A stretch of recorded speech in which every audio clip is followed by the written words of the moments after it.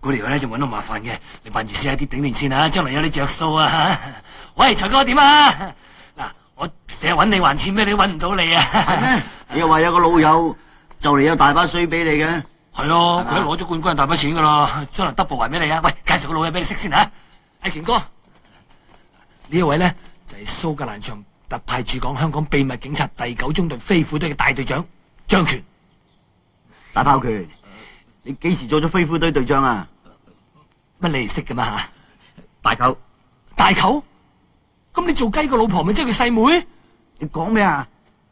我冇嫖過佢啊！咁你料點嫖啊？咩話？咁啊係我唔啱嘅，自己有為應該幫襯下啊嘛，下次一定幫襯，一定嫖你老婆，一定嫖翻次嘅。咩話？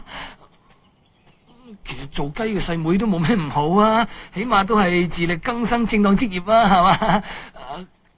做雞啊，點夠做大耳窿咁好啊，係嘛？做雞係得雞碎咁多，你又撈到盆滿缽滿啊，所以大耳窿好過做雞。咁講，做雞都啱噶。我係男人咧，係中意叫雞噶嘛，所以叫雞咧就係天公地道嘅事嘛，所以你老婆咧係應該做雞，最好係一世做雞添啊！佢為人群服務，替男人解決，分分鐘可以諾貝爾金雞獎。